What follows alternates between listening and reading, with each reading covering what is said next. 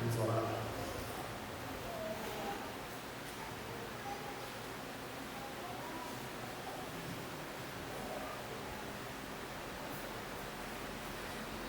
Ó Deus, obrigado pelo dia, pela hora que o Senhor reserva para nós, estudar a tua palavra, ouvir a mensagem do Evangelho. Que o teu Espírito que opera em cada pessoa, que conhece Deus, cada um de nós, Ele nos faça compreender a verdade da Escritura, desse texto. Que o Senhor trabalhe no nosso coração, trazendo exaltações, nos tornando mais santos, obedientes à tua vontade, ó Deus. Também um povo que anuncia as boas novas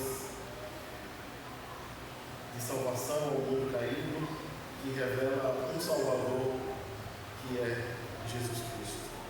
Por causa dele, oramos. Amém. Eu quero falar com vocês hoje sobre o tema Lições Educadoras de Deus para o seu povo. Por que esse texto é importante, irmãos? Qual a proposta dele? É anunciar que mesmo no momento de caos, a desordem causada pelo rei Saul, Deus continua reinando. Deus é rei acima de todas as coisas.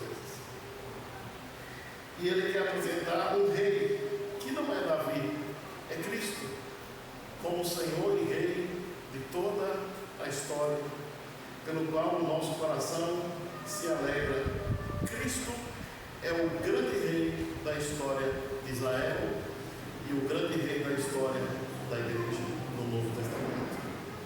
As lições educadoras de Deus para o seu povo vêm em três partes. A primeira, Deus faz as escolhas certas para o seu povo. O rei Saul é o primeiro rei de Israel, e o Saul começou bem, mas ele terminou muito mal. Ele se envolveu no paganismo, na feitiçaria, na desobediência, quebrou a lei de Deus. Foi um momento horrível. Mas, irmãos, havia anseios que o rei Saul não pôde suprir. O povo de Israel, ele estava de fato querendo o rei. E quando o povo chega, os representantes chegam diante de Samuel e diz assim: olha, as nações vizinhas, elas têm rei, nós não temos. Nós queremos um. Samuel fica triste e Deus diz assim: olha, Samuel, fica tranquilo, porque o povo não rejeitou a você, o povo rejeitou a mim. Agora explica ao povo o que um rei numa terra faz. Ele vai tomar os filhos como soldados, trabalhadores, ele vai tomar as filhas de vocês como servas, ele vai cobrar imposto, vai ter taxas, vocês vão sustentar o rei. Mas o povo disse assim: tudo bem, nós queremos o rei. E o povo escolheu o rei Saul, e ele escolheu mais uma questão da estética, mais uma questão da fisionomia.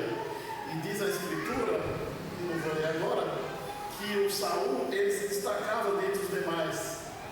Ele era alto, ele tinha um cabelo longo. Então o Saul era o tipo de rei que todo o povo esperava. E o rei que começou bem, terminou mal. Havia coisas superficiais, esse desejo de ter um rei, de ser contado com as demais nações, mas também houve um desencanto, porque o Saul não levou o povo a obedecer a Deus. E o verso 1: disse o Senhor a Samuel: até quando terás pena de Saul, havendo ele rejeitado para que não reine sobre Israel? Deus pergunta: Samuel, não nutras esperança mais sobre o Saul. Eu já o rejeitei, ele não é mais rei, ele não vai governar sobre o meu povo, mas eu vou mandar você a um lugar. Você vai para determinado lugar, que é Belém, na terra do Jessé, que é o pai de Davi. Você vai lá e você vai ungir um rei que eu já providenciei. Diz o texto aqui: dentre os seus filhos me provi de um rei. Deus está dando algumas lições educadoras aqui, que de uma maneira providencial Deus iria escolher um rei para Israel. Diferente das questões estéticas, diferente daquela ostentação que o povo queria de um rei modelo. Era um homem de coração temente a Deus. A esperança que o Samuel nutria a respeito do Saul já era tarde. O Saul foi afastado e rejeitado pelo próprio Deus. Por quê? Porque ele estava em rebeldia. A primeira lição aqui é que Deus faz as escolhas certas para o seu povo. Isso diz algumas coisas para nós. Muitas vezes você cultiva ansiedade no seu coração e a providência de Deus trabalha para que você encontre uma solução, uma resposta, um caminho, uma compra, um negócio, uma viagem da maneira mais suave e mais tranquila para a sua vida. Porque Deus faz as escolhas certas para o seu povo. Escolher o rei, segundo Deus, é a proposta aqui do texto, e não o rei segundo as inclinações do povo de Israel. Então, meu irmão, você precisa aprender a esperar em Deus, obedecer a Deus e ouvir Deus em sua palavra. Porque Deus faz as escolhas certas pelo seu povo. Isso vale também para outras questões que o texto vai tratar aqui, mas eu vou abrir um parêntese.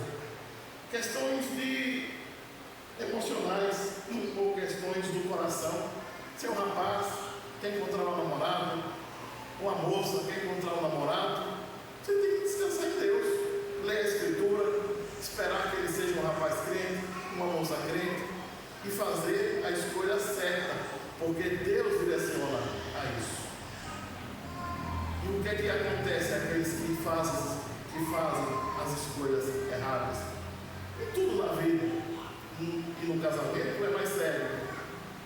As pessoas estão sofrendo aí, irmãos, sofrendo porque não obedeceu a Deus e não esperou o tempo de Deus. Quando Jesus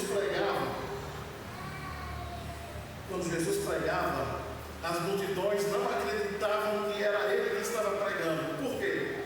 Porque era tamanha a sabedoria e o poder do Senhor Jesus, das suas palavras, que o povo olhava para ele e dizia assim: isso aí não é o filho do carpinteiro? Os irmãos dele não moram aqui, as suas irmãs não estão aqui perto de nós. Por quê? Porque o povo avaliava por uma questão apenas exterior.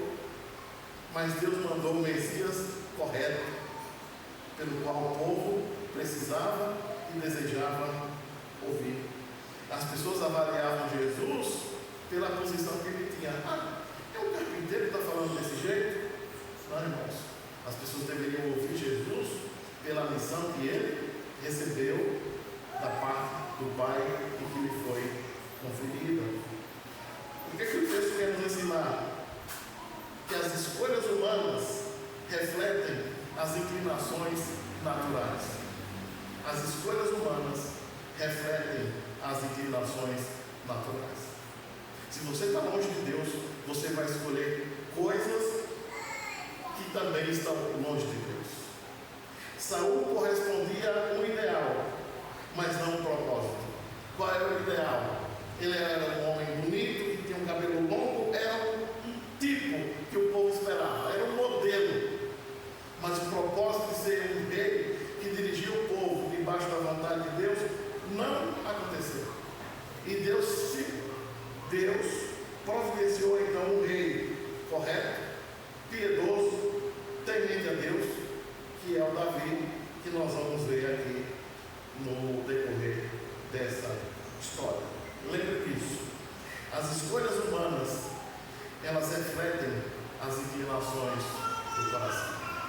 Então, se você tem um coração e uma consciência mais próximo de Deus, você vai fazer escolhas corretas. E quanto mais longe de Deus, mais terríveis são as suas escolhas e mais complicado e mais complexo são as consequências das suas escolhas. Lembrando aqui de algumas considerações. O reinado de Cristo não é ostentação, irmãos, o reinado de Cristo não é ostentação, e sim poder. Cristo governa, Cristo reina. Cristo é um rei que nunca decepciona, e o seu governo não tem fim. Agora, de fato, a segunda lição de hoje: lições educadoras de Deus para o seu povo. Deus nos conhece a inteireza, Deus conhece a inteireza de todas as coisas. Verso 7. Porém o Senhor disse a Samuel: não atentes para a sua aparência, nem para a sua altura, porque o rejeitei. Porque o Senhor não vê como vê o homem. O homem vê o exterior, porém o Senhor o coração. A ida de Samuel a Belém, ela era recheada de tensão. Porque às vezes que o Samuel viajava, nesse contexto aqui do tempo de Saul, era um contexto de julgamento, de reprovação. E quando ele chega a Belém, os anciãos perguntam no verso 4: é de paz a tua vinda? E ele diz: sim, é de paz. Então a nação estava tão complicada, irmãos, que um sacerdote viajar para uma cidade e oferecer um sacrifício trazia problemas, porque o Saul, ele estava um tanto alucinado com essas questões. Ele de fato já temia perder o poder, e ele sabia que o único que poderia ungir um outro rei era o Samuel. E aí havia essa tensão para onde o Samuel fosse, a questão de julgamento, de reprovação da atitude das pessoas e do povo.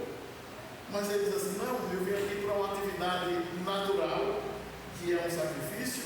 E aí ele convida a família do Jessé, e são apresentados os filhos, e desses filhos sairá o novo rei para Israel. Esse verso 7, irmãos, ele é a resposta de Deus ao povo de Israel, que quis um rei segundo as inclinações dele. Era o mais bonito, era o mais afamado, era o mais alto. Esse verso 7 era uma resposta de Deus à atitude do povo.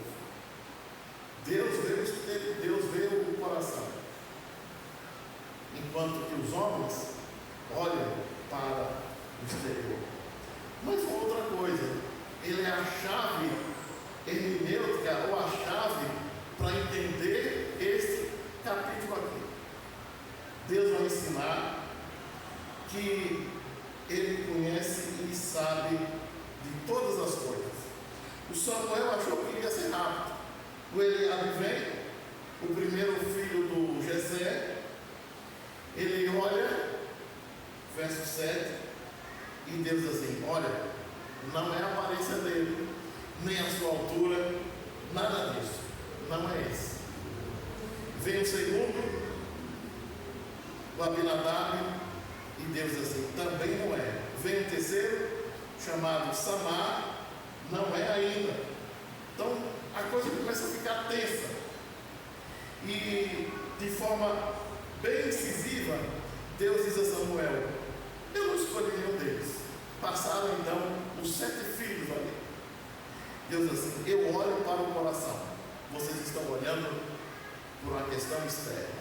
Então nenhum deles é o rei que eu escolhi. Então o Samuel ficou aqui desesperado: e agora? Onde é que está esse rei?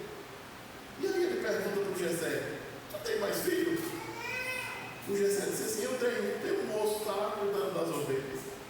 Alguém poderia dizer assim: mas o Jessé não errou em não trazer o Davi para esse sacrifício? Não, irmãos. Por quê? Porque o Davi era bem jovem, e aqui são questões de adulto. Então o Jessé não pode ser julgado por isso. Aqui é uma questão de adulto, e o Davi era adolescente, tinha possivelmente, estudiosos dizem que no máximo 16 anos. Então não era questão de adolescente, era uma questão aqui de adultos. E essa tensão foi resolvida. E o Jessé diz assim, o Samuel, manda chamar, porque ninguém vai sentar à mesa enquanto ele não chegar. E o verso 12, Deus disse a Samuel, levanta, derrama o óleo sobre ele, unge, porque este é ele. Então, irmãos, Deus ensina de uma maneira aqui bem pedagógica que essas questões, que Deus vê o coração, Deus vê o interior da pessoa. Enquanto que Israel procurava um rei modelo, e até o próprio Samuel ainda estava com esse pensamento, Deus foi à procura de um homem piedoso. Deus não procurou pela aparência, Deus procurou pelo caráter. E o versículo 7 nos lembra que o homem olha para o exterior, mas Deus olha para o coração. E o Davi a Bíblia diz que é o homem segundo o coração de Deus. O Saul foi rejeitado, mas o Davi foi recebido. O Saul desperdiçou a chance de servir a Deus e ao seu povo, mas o Davi se torna o grande líder em Israel.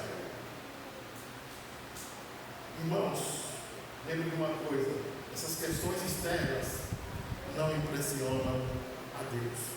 Deus conhece tudo, as coisas de dentro, as coisas de fora, conhece os pensamentos, as intenções. Deus conhece e sabe tudo.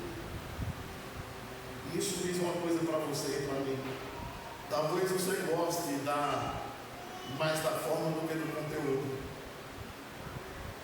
Você gosta de determinado cantor, de determinado pregador, do jeito que ele prega, o modo como ele se veste. Não atente para isso. Atente para o conteúdo e não para a forma. Uma lição para nós como igreja, irmãos. A igreja deve escolher os seus líderes não por uma questão de estética ou personalidade. Isso vale para a escolha de pastor, presbítero e diáconos. Escolha não porque ele é mais extrovertido, é mais falador, conta piada. Não é isso. Escolha pelo caráter. Escolha pelo testemunho. Escolha pelo padrão que Deus revela na sua palavra. E quantas igrejas não estão sofrendo hoje, Brasil afora, porque escolheram mal os seus oficiais, escolheram apenas por uma leitura do mundo. Isso não é leitura da igreja, nem leitura da Bíblia. Essas questões estéticas, as questões de fora, não, a Bíblia preza pelo interior e pelo coração. Então, muitas igrejas estão sofrendo hoje com maus pastores, com maus presbíteros e com maus diáconos. Por quê? Porque apenas escolheu sem avaliar o testemunho, o caráter e a vida de temor diante de Deus. E é uma terceira lição no texto aqui. As lições educadoras de Deus, que condições desfavoráveis não impedem Deus de cumprir a sua vontade. O verso 13: tomou Samuel o chifre do azeite e ungiu no meio de seus irmãos, e daquele dia o Espírito do Senhor se apossou de Davi. Então Samuel se levantou e foi para Ramá. Que condições haviam aqui? Era um lugar pequeno, Belém não era uma cidade afamada. A família de Jessé não era uma família nova, era uma família de pastores. Deus escolheu da menor família, da menor cidade, o rei de uma família, o mais novo de uma família, para liderar Israel. Condições desfavoráveis. E o Davi, ele é o rei de Israel mais afamado. Então, isso lembra para nós, irmãos, que Deus, ele trabalha em condições desfavoráveis. E é por isso que o Samuel fica tenso. Passaram todos os filhos. E ele pergunta: tem mais algum?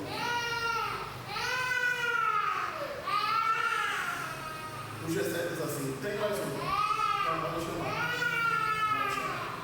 E é justamente esse que faltava, que é ungido o rei sobre Israel.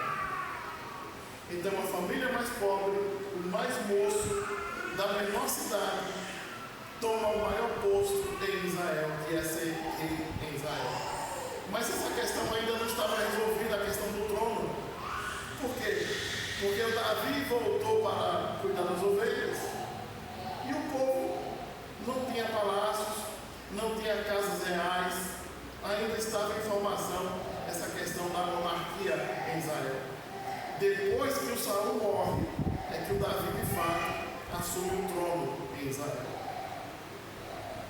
E eu quero lembrar aqui os irmãos algumas lições importantes.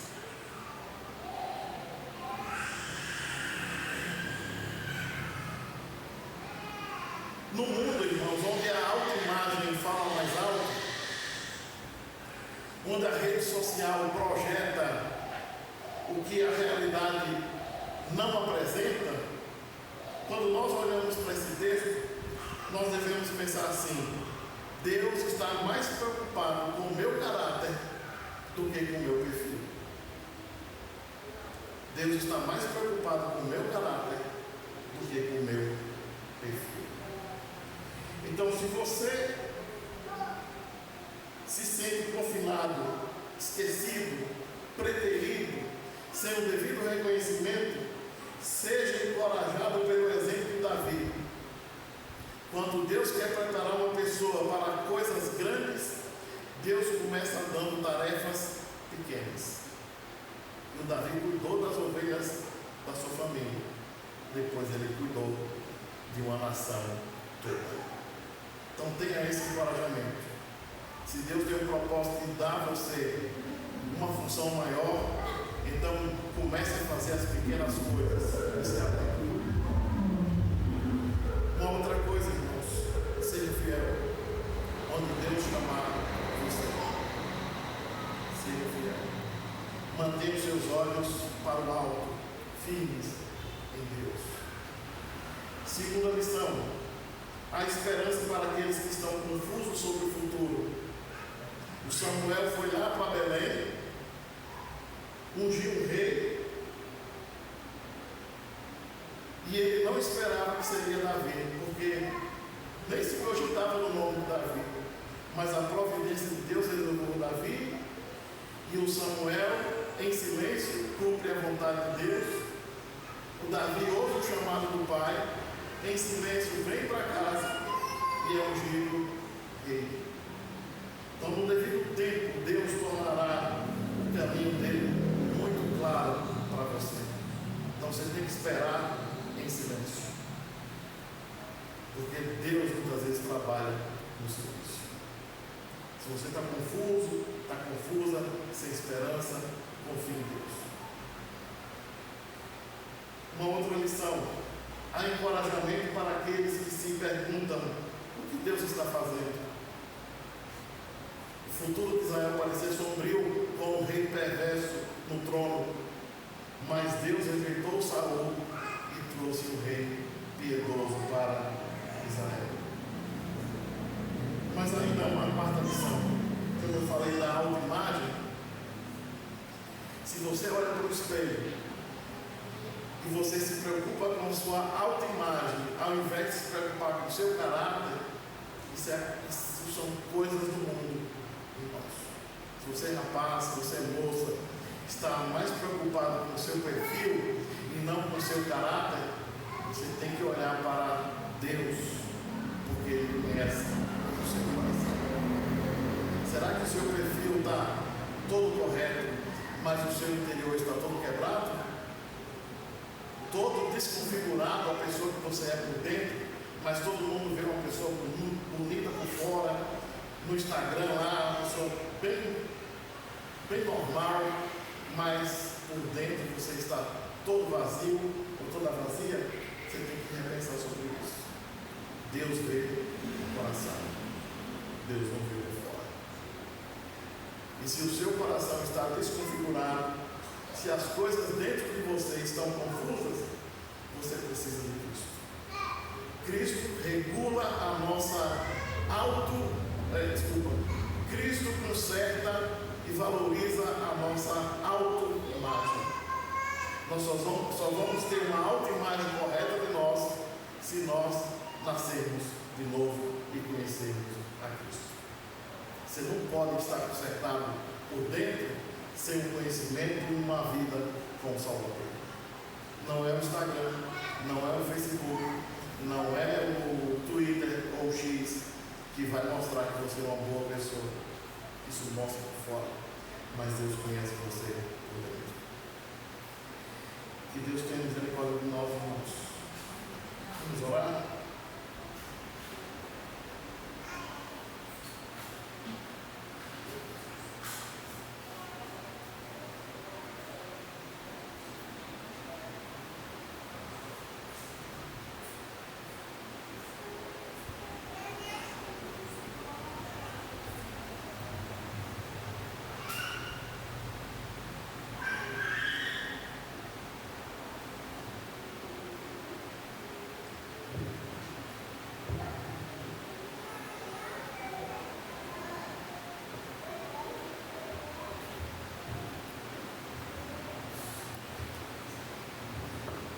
Deus ouça as suas orações e tenha misericórdia de nós. Nós vamos para o sacramento da ceia. Quero convidar os presbíteros que tomem parte aqui na mesa do Senhor.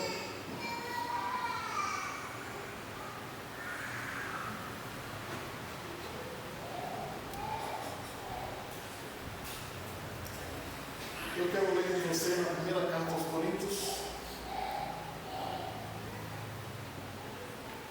capítulo 11.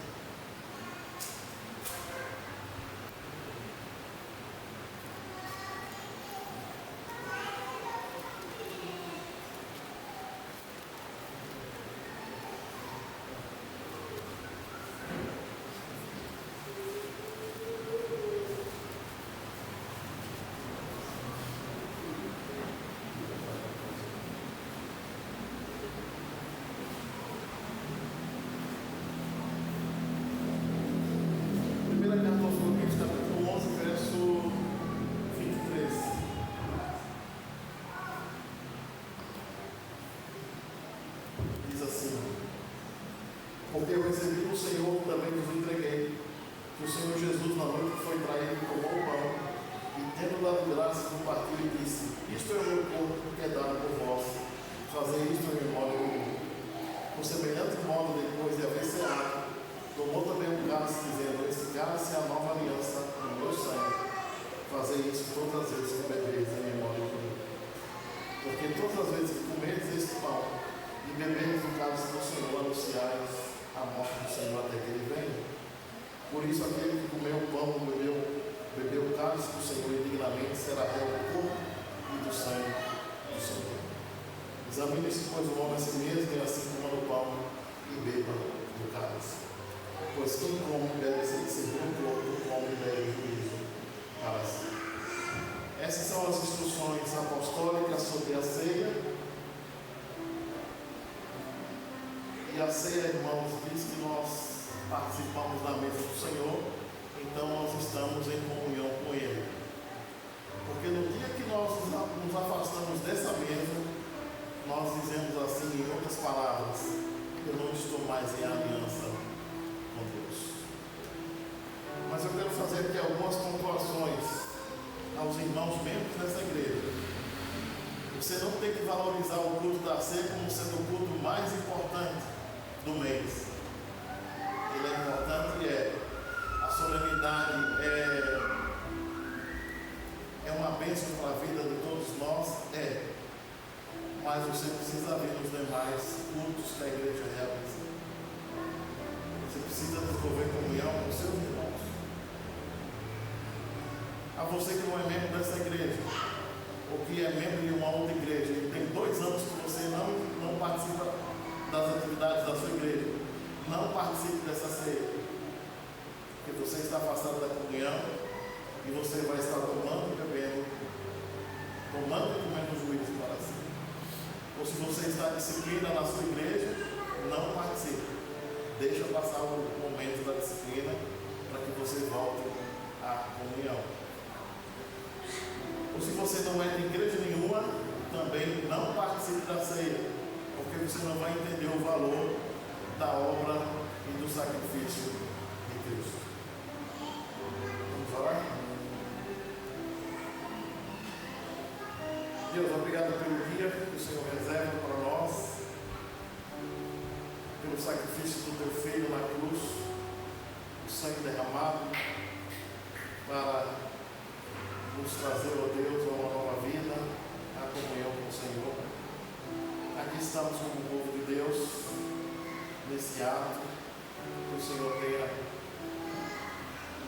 por tua providência, ó Deus, nos dar e nos prover bênçãos espirituais por meio desse sacramento. Que o teu povo seja, ó Deus, fortalecido, seja animado, seja, ó Deus, pessoas que refletem sobre a obra de Cristo na cruz, sobre a entrega do seu Salvador pessoal, morrendo no lugar deles. Meu Deus, que o Senhor abençoe toda a comunidade da igreja para que ela pregue o Evangelho na terra, anuncie a virtude de Cristo, que possamos nos alegrar pelo Cristo que ressuscitou. Ó Deus, que o Senhor, nós reservamos essa hora e queremos consagrar esses dois elementos que são tirados do uso comum para o uso bem especial, ó Deus, o meio abençoador para a tua igreja. Que o Senhor nos consagre para isso mesmo, para conhecermos mais a Cristo, estarmos mais em comunhão com o Senhor, por causa dele. Amém. A instrução apostólica diz que o Senhor Jesus, na noite que foi traído, é a quinta-feira. Ele está comemorando a Páscoa com os seus discípulos e ele reserva um momento ali com eles e ele separa dois elementos, o pão e o cálice, dizendo que no Novo Testamento há uma refeição memorial que vai ser realizada até que ele volte, que é chamado de ceia do Senhor.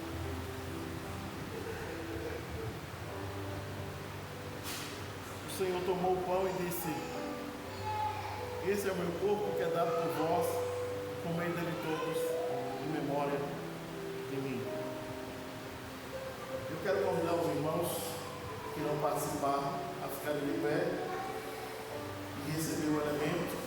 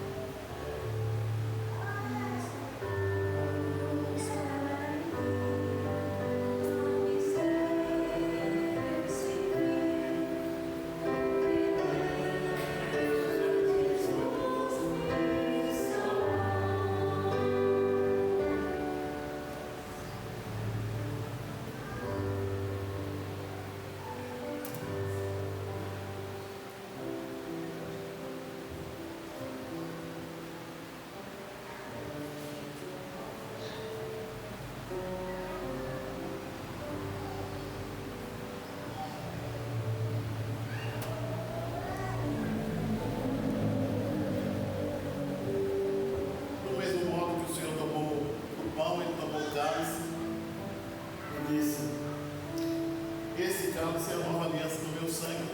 Bebei nele todos em memória de mim. Por que o sangue é importante, irmãos, nas alianças na Bíblia?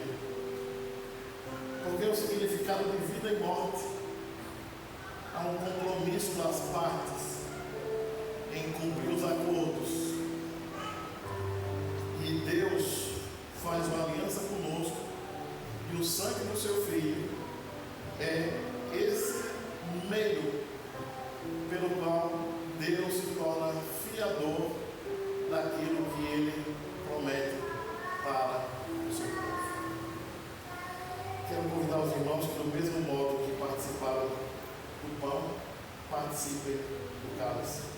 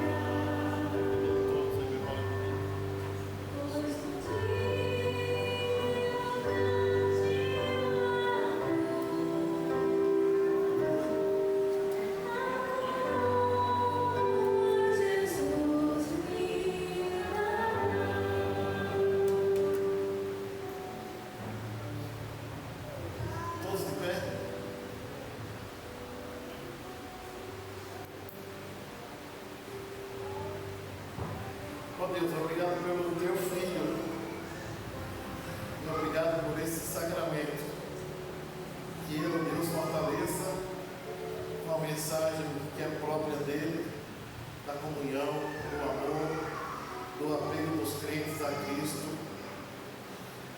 A mensagem de Deus também anuncia que aqueles que não estão em Cristo não podem participar das bênçãos presentes e vindouras. Deus, que haja essa consciência e arrependimento da parte daqueles que não te conhecem. Que os irmãos que participaram aqui, que eles sejam fortalecidos na esperança, na fé, ó Deus, no conhecimento da palavra. E os demais que avaliem os seus caminhos, se voltem ao Senhor em arrependimento, busquem, ó Deus, a Ti de todo o coração, pensem nas virtudes que há, na bênção que é em participar da mesa do Senhor. Deus abençoe o teu povo. Nos alegramos porque o Senhor mandou o teu filho quando nós, desfavoráveis, ó Deus, incapazes de salvar a nós mesmos, longe das virtudes, longe da santidade, o Senhor se compadeceu de nós e nos chamou para a tua família. Que o Senhor, Deus, abençoe a vida dos irmãos aqui, de cada um. Que o Senhor, na tua graça, Deus, provenha para as suas famílias os recursos necessários. Ouça as suas orações, os pedidos pelos quais os irmãos têm. Entregue ao Senhor todos os dias. Ajude, Deus, o teu povo a proclamar a virtude de Cristo, como foi proclamado aqui na mensagem e nesse sacramento. Deus, obrigado por isso. A minha oração grata pela obra redentora que nos alcançou, que nos trouxe esperança de um reino novo, de uma comunhão para sempre com os crentes e com o Senhor Jesus na vida futura, no novo céu e na nova terra. Deus, obrigado por isso, por causa de Cristo. E assim, irmãos, que a graça do Senhor Jesus, o nosso Redentor, o amor de Deus, nosso Pai, a companhia consoladora do Espírito Santo, seja sobre vós, eleitos de Deus, hoje e para todo sempre. Amém.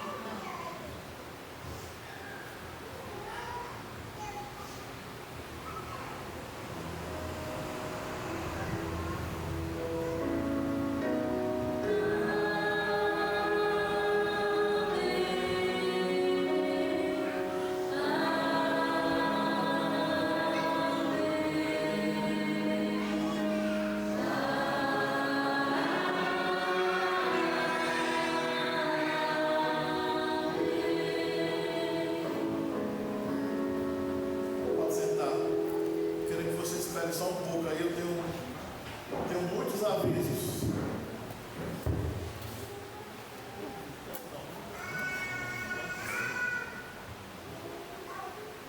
Primeiro aviso, irmãos. No sábado que vem, dia 16, nós vamos abrir uma classe de catecúmenos. É uma palavra difícil, né? Catecúmenos. O que significa catecúmenos? Significa catequizar, que é a mesma ideia de discipular para novos membros. Então nós vamos